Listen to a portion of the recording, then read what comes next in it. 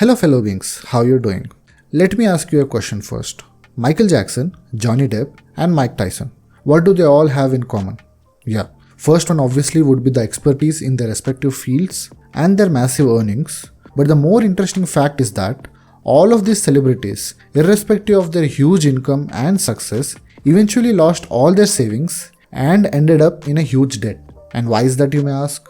To know the answer, we will first try and understand the story of two gentlemen. By the way, before moving forward, if you are new to this channel, please do subscribe if you haven't done it already, and do check out other videos for more book summaries. Coming back to our story. The name of the first person is Ronald Read, and the second guy is Richard. Ronald Read fixed cars at a gas station for 25 years, and later swept floors at JCPenney for another 17 years. He bought a 2-bedroom house at the age of 38 and lived there for the rest of his life. The other side was Richard. He was everything which Read was not. A Harvard-educated Merrill Lynch executive with an MBA. He had such a successful career that he retired at the age of 40 to become a philanthropist. He was also listed in 40 under 40 list of successful business people.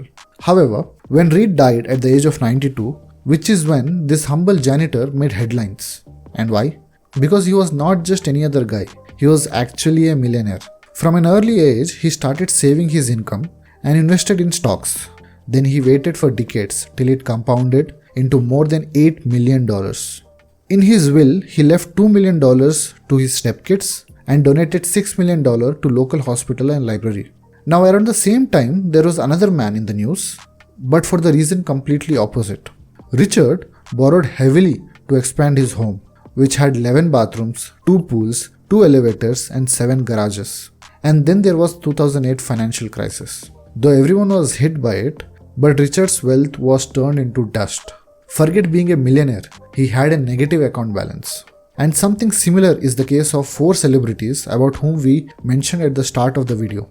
So what do we as observers derive out of it? Okay, every subject has some rules and principles. In physics, for example, be it 3 laws of motion or gravity. We just can't deny it. However, when it comes to the subject of money, there is something very unique here than the other subjects, and that is human emotions. And this is the same reason why Read became a millionaire, because he invested and waited with all his patience, whereas Richard got greedy and lost everything.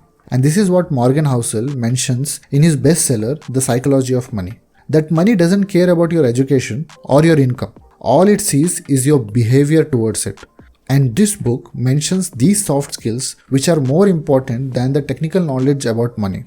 I'll be listing out 5 important lessons from the book which you can learn, absorb and even apply in your everyday life. Lesson 1. No one is crazy. People do crazy things with money, but no one is crazy. Everyone has their own unique experience with money, and we can't expect people to behave same as everyone when it comes to investments or savings.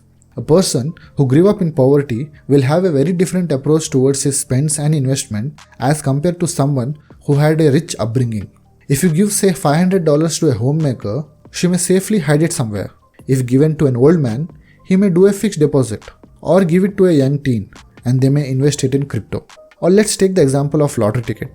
Americans spend more on them than movies, video games, music and sports combined. And who buys them? Mostly financial poor people. The low-income households on average spends $400 a year on lottery tickets, and that's huge. It may seem crazy to me and you, but it's not for them. They justify this by saying, we are poor and we very well know that. We can't afford good housing, vacations or cars like others. Buying a lottery ticket is the only time in our lives where we can hold a dream of getting all those good stuffs. So yeah, we can't judge someone without being and walking in their shoes. Hence, no one is crazy. Lesson 2. Wealth is what you don't see. Like we just heard the story of Ronald Read, who looked humble and simple, but in reality was a millionaire. Most of us go by what we see, and this is actually a problem. In the world of internet, we are only fed with posts and people who own costly phones, cars, or go on vacations. And these same set of people tend to become influencers and role model. But if you dig a bit more and do some research, you'll figure out it's just an image building game and you are being cheated or deceived. There are other people in the world who are far way richer and better. We just don't know them. Let's take an example of 2 college friends. Both have say $50,000 and they need a car to go to college. One bought a simple $20,000 sedan with a good mileage, while the other friend bought a high-end car worth $60,000. Now since he had only $50,000 with him, he even took an extra loan of $10,000. While they drove their car to college, their mates thought that the second guy is richer as he owned a high-end car, but it was far from reality because no one had a look at their bank account. Though there is no right or wrong as it's an individual choice and second friend did what he pleased to do, however, his next few years will be financially troubling as he now also have a loan as compared to his friend who is free from any loans and had also saved $30,000 which he later invested. So the real wealth is something which is actually not seen. Next lesson, freedom. This is my favorite lesson. It is said that money can give you everything but not happiness. And they probably are right. But money can definitely buy you one thing, and that is your freedom. Imagine you wake up in the morning and say to yourself, I can do whatever I want today. Happiness is subjective because everyone is different. But freedom, that everybody needs.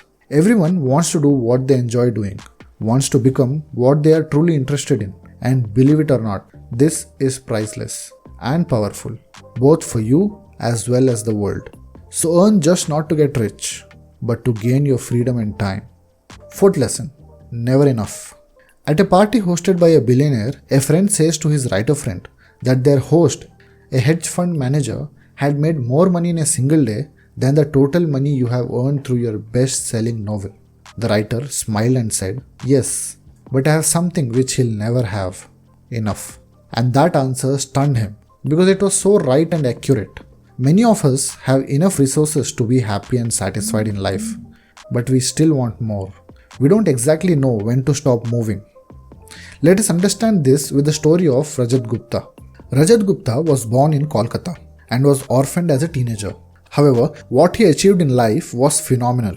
By mid-40s, he was CEO of McKinsey, the world's most prestigious consulting firm. He even partnered on philanthropic work with Bill Gates.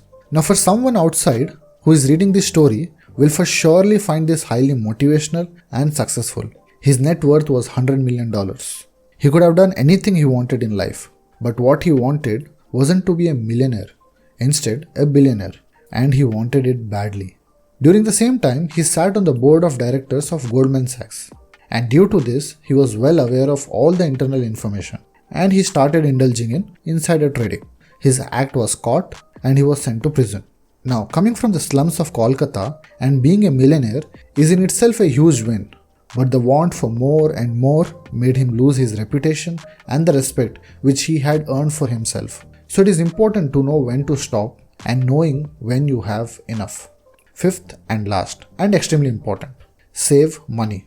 Obviously, this is not a new advice for you, but hold on. When it comes to preserving wealth, it doesn't matter how much you earn. What actually matters is how much you save. 90% of us earn, then spend and save whatever remains. But ideally, what you should be doing is to first save and then spend. And don't just save when you are in need of something, like say car or jewelry. You actually don't need a reason to save. Because one thing that this pandemic have taught us is that we never know what will happen tomorrow or in future. And these small savings can prove to be a lifesaver for all of us. And that's it. These were few important points from the book, The Psychology of Money.